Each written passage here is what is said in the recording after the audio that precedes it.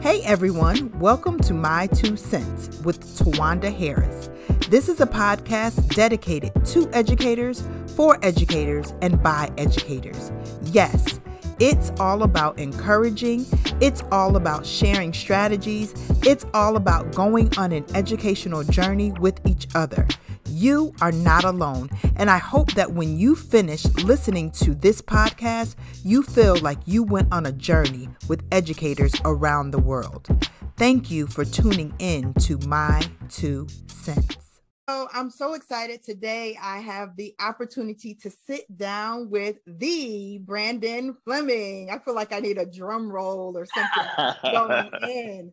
We're going to have just this conversation. I'm so excited about the work that you're doing, but before I just share with everyone all of the awesomeness, I want you to share with the listeners what your teacher or your educator journey is, or you can tell a little bit about yourself. Yeah, absolutely. What's going on, everybody? It's so good to be here. Tawanda, it's obviously great to catch up with you and be able to chat it up with you for a minute.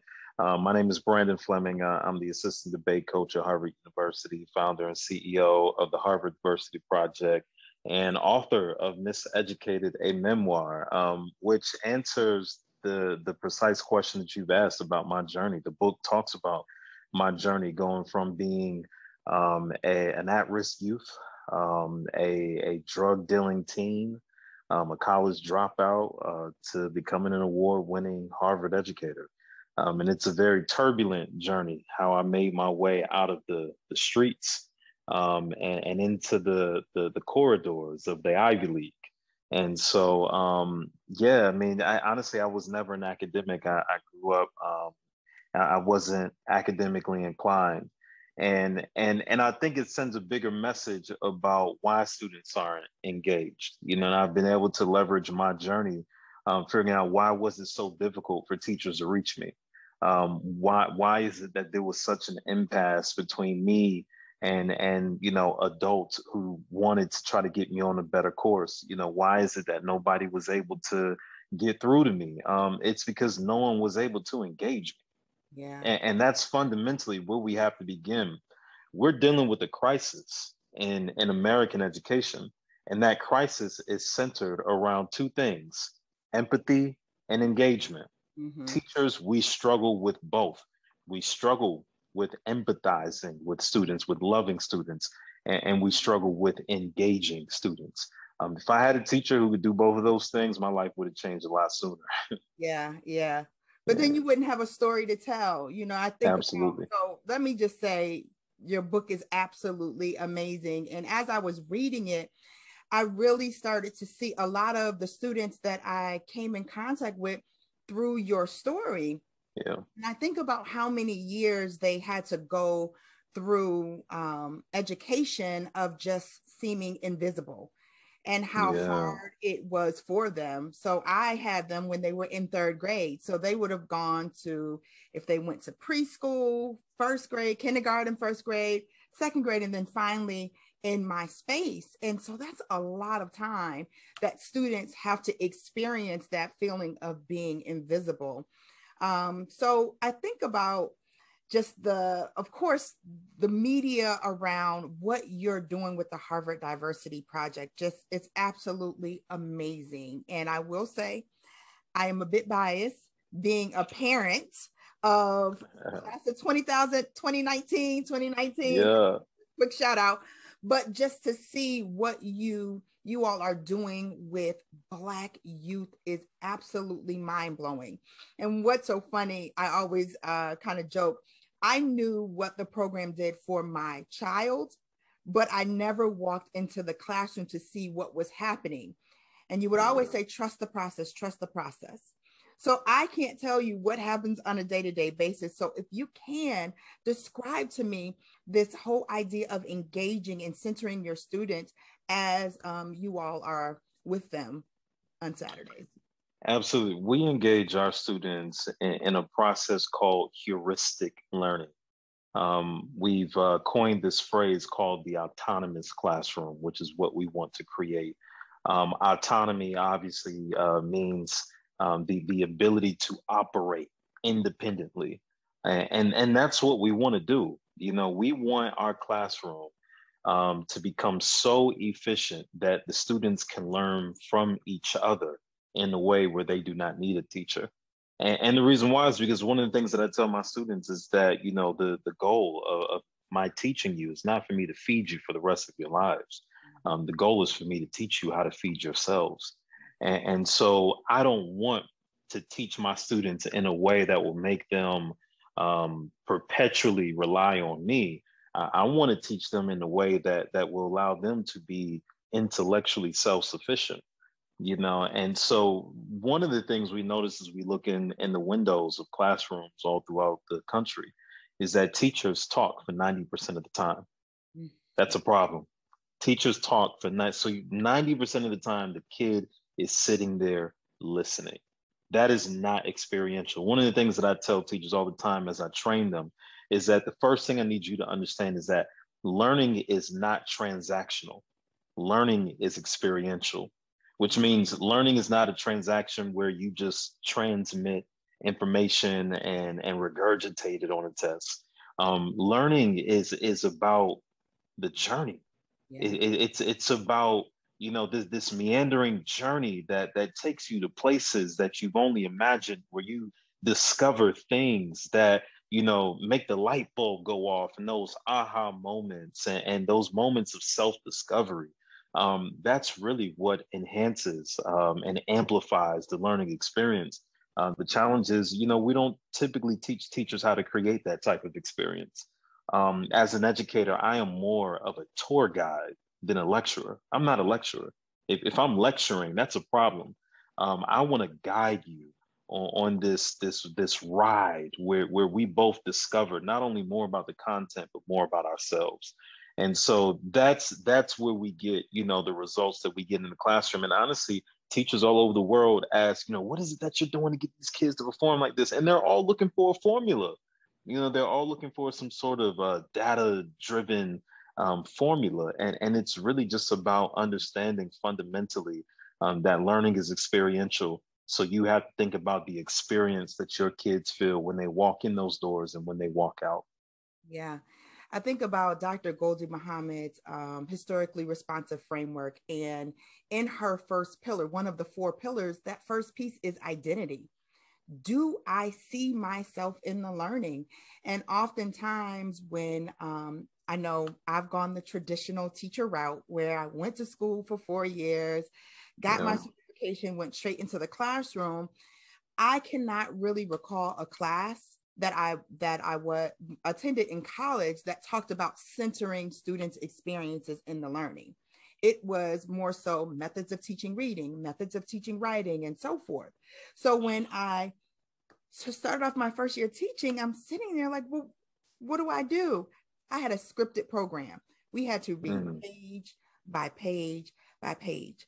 And I remember having 5th graders that were reading on a 1st grade level. And I'm sitting here like, what do I do? Do I put these flashcards up that say B is for boy or C is for cat and all of that kind of stuff? They weren't interested in that. And so that piece where you talked about engagement, like, why should I engage in this learning? I had to figure that out my first year. And so we started changing the alphabet song to a rap. We started pulling in, when we talked about poetry, Tupac lyrics and Maya Angelou lyrics and all of that. And I remember we were talking about text features, and I went to Waffle House, and all you have to do is say that you're a teacher. And they gave me a set of menus. And I went back into the classroom, and I said, okay, why do we need to know text features? This is where we're going to see it. And we looked at the menu. And so that connection, I had to work hard to make that connection. And once I did it, they were sold. And so, it's really nice to hear that part of what you do.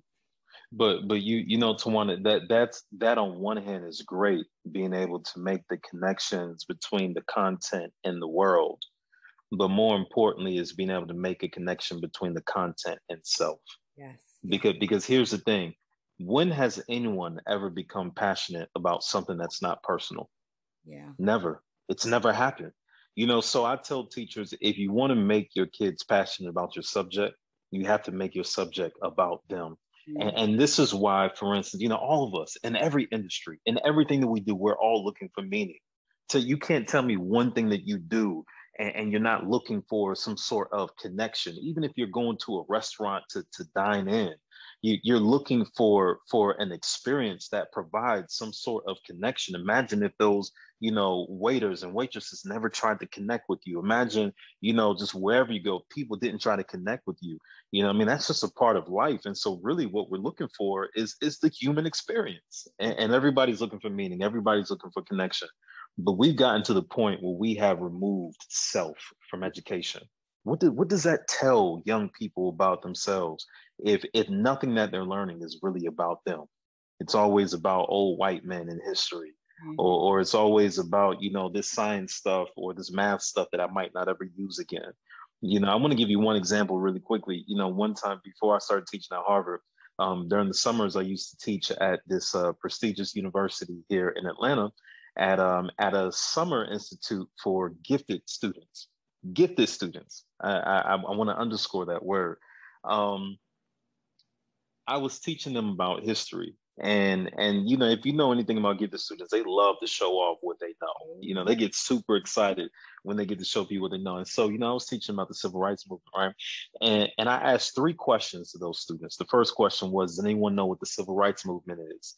Every hand instantly shot to the sky, as if the ceiling was magnetic. You know what I'm saying? I mean, every single hand in the room. And I said, okay, cool. They answered. I said, let's go a little deeper. And I said, can anyone tell me what the civil rights movement means? And a few hands went up, but not every hand. Some of those hands started to come down.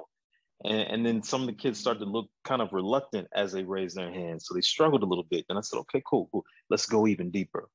Can anyone tell me what the civil rights movement means to you? Dead silence. Dead silence. And I'm like, yo, what is going on? Why is nobody participating? I'm like, why y'all sitting here acting like no teacher has ever asked you about how you felt about something? Yes.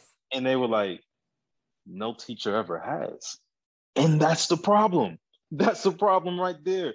We are telling kids that we really don't care about them, that the educational experience is not about them at all. And this is why we struggle with engagement, because learning just isn't personal anymore. Yeah. And, even if it's not outright verbally that we're saying this, we're showing it in the learning experiences that we're choosing. We're showing it in the curriculum that we're using. We're showing it in the stories that we're telling.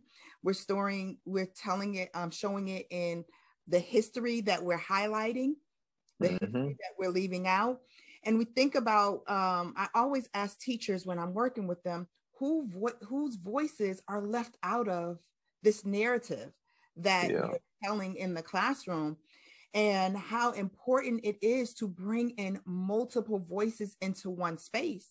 I know you talk about critical thinking and how important it is for students to be able to think critically about the information that they are given, that they don't just take it as face value. But if we're only bringing in one story, one piece that we're saying is truth, then who's thinking critically about it? And we're shoving it down youth's throat, saying, okay, this is what you need to pass the test. And then once you get to the next grade, we're done. Yeah, absolutely. So the Veritas Way, I've heard you talk about the Veritas Way. Can you share with the listeners what it is and what it means, or what impact it has had for the scholars? Yeah, so the Veritas Way is the methodology that I have been using for the past 10 years and getting unprecedented results with teaching young people. It's the methodology I used when I was still a college student, and I started a Saturday school program for at-risk youth in my community. And in teaching them, every single one of them finally achieved the AB honor roll for the first time in their lives. I'm talking about kids whose cumulative GPA was at first a 1.2. And in just 9 weeks of teaching those kids every weekend, they went from a 1.2 to like a 3.5. And I remember reporters and superintendents and Principals used to come and interview me and ask me, like, what in the world are you doing with these kids? And the answer is it was the Veritas way. It's the same thing we've done at Harvard. We're taking these kids who have never been exposed to academic debate, and training them for a year, 1 year, and sending them to Harvard to compete against kids who have been debating and competing in academic competition for most of their lives. And for 4 consecutive years, our kids have ranked number one. Our kids have won that academic competition. And again, people all over the world are asking me, what in the world are you doing with these kids? And the answer is, it is the Veritas way. Veritas means truth in Latin. It is what we believe is the true way to create student engagement. And there are many ways. This is not monolithic. It's not like the only answer. There are many ways to engage young people, but when we talk about engagement, Tawanda, I've been to so many different professional developments and all that, and the main tools that teachers talk about when it comes to professional or student engagement is typically kinesthetic learning. Like songs and movement and dancing and chants and cheers. They say this is the best way to engage young people. And I disagree. I disagree. I think the best way to engage young people is critical thinking. Because when you open up the faculties of a young mind, every single one of us are born with an innate inclination to question the world around us. That proclivity becomes stifled by what we call school. It dies there, and it's not meant to die. It's something that we have to revive. And when we do, and we make these kids curious about the world and curious about themselves and teach them how to identify problems and come up with solutions, this is what allows young people to own their education. Because I tell teachers, yeah, you could do a song, you could do a dance. The average song probably lasts about 3 minutes. What are you going to do after that? After that song is over, how are you going to keep those kids engaged? How are you going to inculcate a sense of hunger for learning? How do you make that kid autonomous? It's by instilling within them the desire to be a perpetual student. The desire to discover more about the world, to discover more about the people around them and more about themselves. And the only way that you can do that is by opening up their minds, opening up their worldviews, and teaching them how to think for themselves. Yeah, that's powerful. I think about just the inquisitive nature, or what students just come to school just hungry to learn something. And when they're sitting in spaces in which they're given everything, I'm going to give you I guess the math. I'm going to talk about math. I am not a math person, so it's funny when I try to give those examples. Let's go to literacy. I'm going to give you a story about a little girl that has gone through maybe going to a new school, and I'm going to tell you what she's feeling. I'm going to tell you what she's thinking. I'm telling you these things, and I'm going to ask you these 5 questions and then answer it, and then we're done with the book and let's move on. And not one time did I ask you, how did this possibly connect with you as a human being? Did you experience anything like that? Was it the same? Is it something different? And like you said, really connecting it back to the students. How do I see myself in that classroom? Is it a sit and get? I know as an adult, if I have to sit into a space and you are spitting information to me, I am trying to figure out how I'm going to use it. And if I can't, I tune out. Yeah. And that's why kids, even in the Harvard program, what our kids struggle with the most when they get into the Harvard program is analysis. I teach them that there are 3 fundamental questions around analysis when you look at literature. There's, what does the text mean, around interpretation. There's, what did the author attempt to do? And the last is, what do you think or feel about it? And that last one, they struggle with. Like, they struggle. And you would think that it would be the easiest one. but they struggle with it because they're like, I don't know what to think about this. I don't know what to feel about this because they're not trained to examine themselves as they examine the literature. They're not trained to do that. They think we've gotten to the point where in education we have made students feel like they are irrelevant when actually they're the most important thing in the room.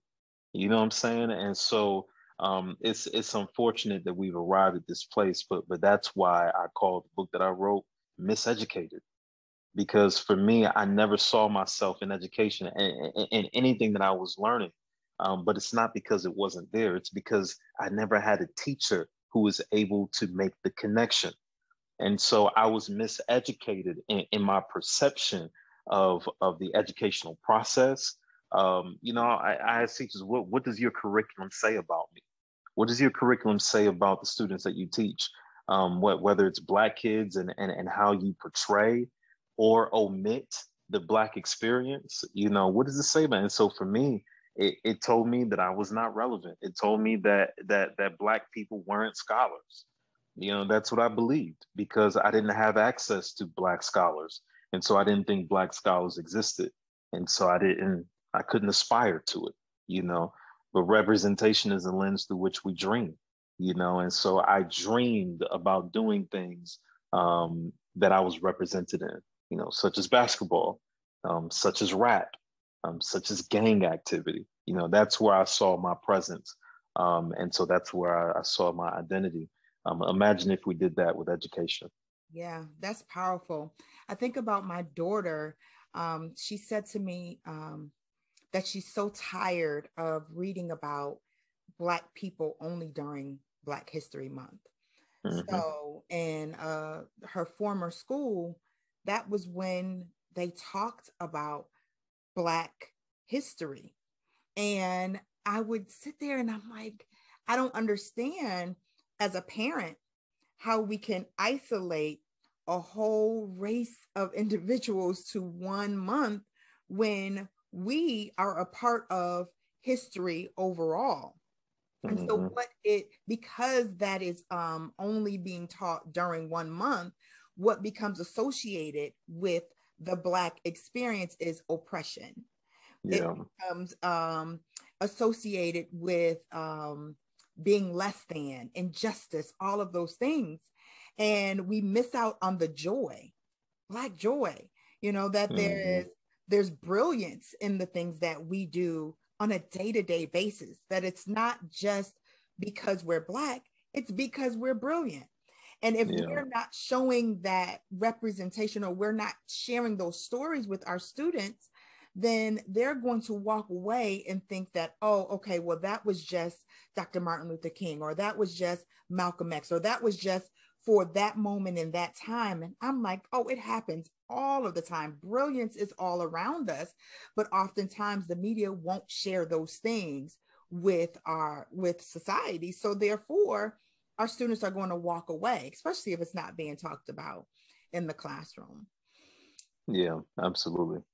So I love this whole idea of learning being experiential. You talk about that a lot, that it is an experience. And there are 4 tenets of the Veritas Way. Can you kind of talk a little bit about how those tenets allow or create this pathway for students to experience the learning? Yeah. The 4 tenets all are pretty much focused on connection. Connection is at the center of all of them. So the first being relationships. That's emotional connection. It's what allows us to connect as humans before we connect as academics, before we connect as student and teacher. Because again, we have to get back to the place where we put humanity at the center of education. And so, relationships will always be the most important. But then after relationships is cultural relevance. Cultural relevance is another way to enhance connection in the classroom because I'm always looking for the relevance. You're always looking for the relevance in what you do. And if there's anything that you even perceive as irrelevant, you won't be able to connect with it. And so it's important for us to, first of all, and then the other thing we have to understand is you can't reach people that you don't understand. And so educators have to do the work of getting to know and understand cultures that might be different from their own. Oftentimes we talk about white people and white teachers and their inability to reach students of color or Black people, but it goes the other way around as well. I'm saying? Black teachers have to be able to reach brown students, and understand different cultures that exist around the world to be able to connect with them. So cultural relevance is very important, that we find ways to connect what we're teaching to what the kids care about. And the other would be just student engagement. That goes back to kind of the tools that we were referencing earlier in this conversation.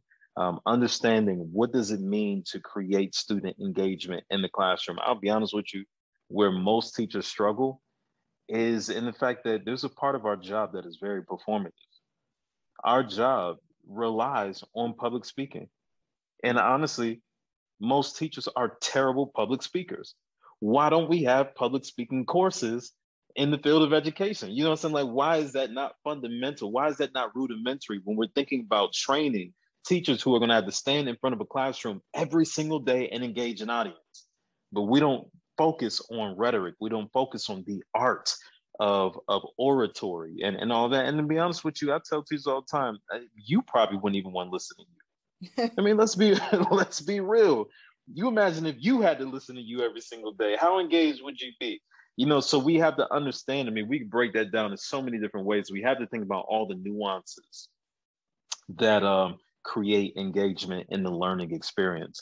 And the last one is rigor. Rigor. People want to be challenged. People like the feeling of being challenged, the bar being raised, and them being able to meet that bar. We have to create rigor in the classroom because our society depends on it. The innovation of our society depends on it. The sustainability of our society depends on it. So all of that is centered around connection, though. So ultimately, it's relationships, cultural relevance, student engagement, and rigor. Yeah, that rigor part, it's such a word that I hear most often being misused in the classroom, that sometimes the word rigor is associated with grade level standards. Mm-hmm. And I had a conversation with an educator and I said, listen, grade level standards, that's the floor. That's not the that's Yes. not even that is a piece of it, but that is not the big picture. We're not getting our students to pass a test. That's not how we create world changers. We have to create this space in our classroom in which students are able to think critically, that they are able to show up into spaces authentically as themselves and to be brilliant. Yeah. And to be okay with challenging in a professional way and in a respectful way, but being okay with analyzing and advocating for yourselves. But if we say that rigor is passing this test, oh, my class was rigorous because all of my students passed the end of year assessment, well, you failed your students. Yeah, absolutely. That's the floor.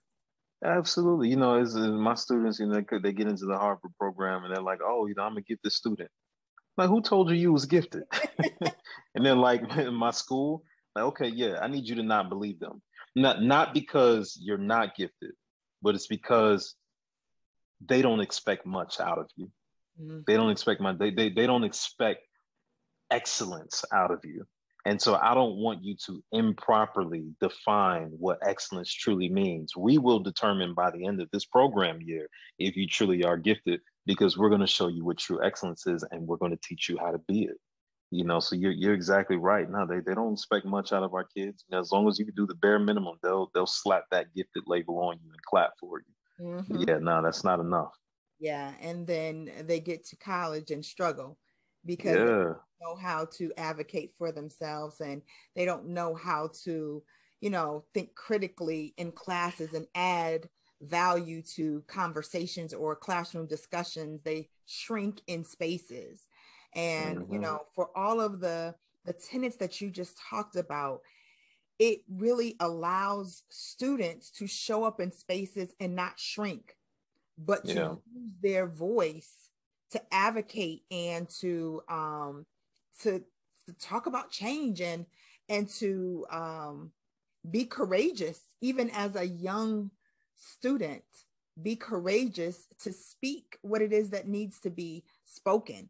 And I know when I see the Harvard Diversity, the scholars, every single scholar that I see, they go into a room and demand attention. There's no question about that. So definitely, it is experiential, and you can tell by what the students, you know, you can tell by the students, their behaviors and how they show up in spaces. So I pulled a quote from your book. I kind of put pieces together, but I thought this was a very powerful book. Powerful, of course, book, but a powerful quote. And I want you to tell me kind of what this means for your scholars. All right. So it says, I tell the stories and pen uncomfortable truths because it took me far too long to learn that where a man has no voice, he does not exist. But when he discovers his voice, he determines that he can sing and summon the sound of hope, a hope and resistance, a hope and resilience, a hope and revolution. This song, I sing so you too will sing and others will be free. But if, and only if, you decide to sing. Yeah. You know, singing is about telling your story. My story is not unique. There's so many people who share my story, but they don't share the words. They don't share the voice. They haven't found their voice to be able to sing their song, to be able to tell their story. And so I'm telling mine, I'm singing my song in hopes of inspiring them and equipping them to be able to sing theirs. And that is what I'm telling my students, because everybody, all of our songs need to be heard, you know, and it's what makes you stand out. You know, one of the things I tell them, I say, sing in a room of conversations. Their heads will turn and they will want to know your name. Everybody talks, but not everybody sings, you know? And so we don't want to just be average. We want to be above average, and we want to be able to inspire people, but none of that can happen until you find your voice. And so long throughout my life, I felt invisible. I felt inferior, but it was because I didn't have a voice. And in those spaces and in those places where I did not have a voice, I was non-existent. But when I discovered my voice is when I was able to declare my presence and be able to say to people, I'm here. I will be heard. You know, it's like what Langston Hughes said in his poem, you know, when he said, I am the darker brother. You know, they send me to eat in the kitchen when company comes, but I laugh and I eat well and I grow strong. But then he said, but tomorrow I'll be at the table when company comes. Nobody will dare say to me, eat in the kitchen then. Besides, they'll see how beautiful I am and they will be ashamed. He talks about being assertive. He talks about commanding his seat at the table. He talks about his presence being known and his voice being heard. That is when, after he discovered his identity, after he discovered his importance, after he discovered his voice, that's when he was able to make other people respect who he was. And so that's what I teach my students, is nobody's going to give you nothing. When you find yourself, when you find your gifts, use it to show people who you are. And then you also have to use it to help people discover themselves. And that's what this journey is all about. Yeah. And you said you work with teachers around the world. How many? Thousands. I know we're at thousands. Yeah, well over 100,000 at this point. Goodness. Yeah. Wow. So what do you think would be helpful if we had to kind of have some takeaways for some teachers that want to do this work now? Of course, we don't have the space and all of the let's see, autonomy to do all of the things that the Harvard Diversity Project can do. What are the biggest takeaways that teachers can start now in their classrooms of centering their students and empowering them to be their best selves? Yeah, the first thing I say is love first, teach second. That's our philosophy. But part of what we are struggling with is philosophical, and the other is practical. The philosophical part shows us that what we're dealing with in education is truly not a policy issue; it's a heart issue. It's teachers who don't understand empathy, teachers who don't understand what it means to truly love young people. You cannot lead people that you do not love. And so that's first. That's fundamental. The other is seeking out resources, understanding what it means to create experiential learning. Um, Again, Maya Angelou once said something so powerful. She said, "You may not remember what people say, but you will always remember the way they made you feel." And so when we talk about experiential learning, we're not just talking about what information we give the kids, we're talking about what experience we give the kids. And so there's so much more that I could share, but I would really love for you all to connect with us as we learn and grow. We've made, the Veritas Way methodology public and available, for educators who would like additional resources to teach them how to create and enhance the student engagement in their classrooms. So please connect with us on social media at the Veritas Way _ on social media. Connect with me at BP Fleming. Of course, you're probably already connected with Tawanda, but I think more now than ever, it's important for us to connect as academics and as educators, so we can learn from each other, and so we can grow with each other. Yeah, that's definitely.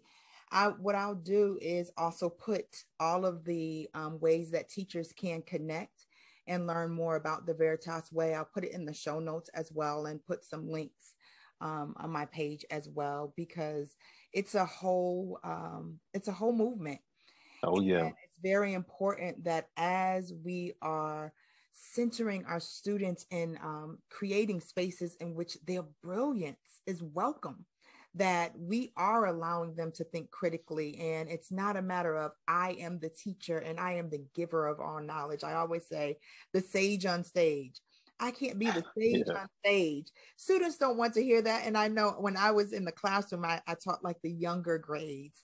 And when I did kind of gradually go up to middle school, I realized they kind of got harder around the edges. And then high schools will just tell you they don't want to listen to you. And so they get to the point where they're just frustrated with just getting all of the information and not experiencing the learning. And so that disengagement does happen. Well, thank you so much for just spending some time with us, our folks, the listeners, and sharing with them how to do this work and where they can find out more about the Veritas Way. But before we go, I have some rapid fire questions that I like to ask listeners. These are fun questions to just get to know you a little bit more. So are you ready? Yeah, I think I am. All right, so let's start off. We will start off light. What is your favorite vacation spot? Oh man, that's tough. I think when I think about vacation, sometimes I like to relax on the beach, and then sometimes I like to do like history tours and stuff. So I'll give you kind of both, if that's okay. My favorite place to experience history and architecture is Rome. I actually go to Rome every year. So that's probably my favorite spot, but just like relaxing, kicking back. I would say right now it's Tulum, Mexico. Yeah. That's good. So but is it the best of both worlds? Are there historical sites that are there, or is it like? Yeah, in Tulum, absolutely. There are, but honestly, in Tulum, I don't want to do all that. I just want to lay on the beach. Yeah, I just want to Yes, lay on the beach when I'm there. that's Uh-huh. that has to be on my top of thing to do list. I have children, so unfortunately, when you have children, the vacation spots go kind of on the bottom. Yeah, I gotta uh-huh. start pushing it right back. They're getting older, You so now, got to. yes, Yeah. definitely. All right, so here's the next one. How about cuisine? What is your favorite type of food? Uh, I, I mean, I'm inclined to say everything. Like I eat everything, but I would say probably Italian. Okay, Yeah, Italian is probably my favorite. okay. Now, do you cook? Do you cook Italian I food? don't cook. I don't cook at all. No, I don't know how to cook. Oh, You should see my Uber Eats bill. oh my goodness gracious. Yeah. I would love that. I think I just need to have a budget, a line item for Uber Eats. Yeah, I hate to cook, but it's not an option for me in this household. My husband and I, we tag team. yeah, Someone yeah. has to feed the children. Somebody got to do We can't eat cereal each night. it. Unfortunately, I have to cook. Okay, so last question. What is the last book that you read? Well, the book I'm reading right now actually is A People's History of the World by Chris Harmon. It's an incredible book because you usually history is told from the perspective of the victor, from the person in power.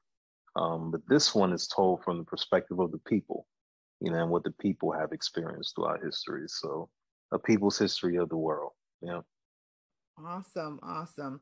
Okay, so now as we close, I want to give you just a moment to share with folks anything that's upcoming events, or any ways that our listeners can stay connected with you at the Veritas Way, or anything that is going on. Yeah, again, feel free to connect with me on social media at BP Fleming. Please make sure you get the book, Miseducated, a memoir. It's not just a book, I tell people all the time, if you read this book and you walk away feeling good, I feel like I failed. I don't want you to walk away from this book feeling sensational. I want you to walk away from this book feeling equipped on how we can make the world a better place by practicing equitable education and empathetic education. So it's an invitation into a movement. That's really what it is. And so I just want, yeah, any way you can stay connected with the Veritas Way on social media. We have events that we're going to be posting soon. Trainings that we're going to be offering at the Harvard Diversity Project. We're opening up our doors and allowing the educators to come in to see how we do what we do and receive training on how to create that student engagement that we've been able to specialize in our program. So yeah, follow me, follow Veritas Way, follow Harvard Diversity Project, and just stay connected, and we'll continue to empower each other. Awesome. And I know a little birdie told me about the private Facebook group. So I'm excited about that. That will be launching soon. So stay tuned, listeners, for the private Facebook group, in which you will have access to others that are on the movement, or in the movement, on in a part of the movement. That's what it There is. we go. Correct. You got your red pen out. Correct. But just a part of the movement. And it's so important. Just, I'll say that you surround others that are headed in the same direction of centering students. And how hard it is sometimes when you go on this journey of trying to center your students, bring out their brilliance, or provide spaces for their brilliance to shine, when you're doing this work by yourself. There are so many educators that want to come alongside you and create communities of others that are doing that. So thank you again, Brandon, just for the work that you're doing, the sacrifice, and using your story, your experience, even though it wasn't a positive educational experience, to turn it into something in which is life-changing for educators around the world, as well as scholars around the world. So thank you again. Absolutely. And Absolutely. Thank you for having me on. yes, yes, yes. And so to my listeners, thank you for tuning in, and happy teaching.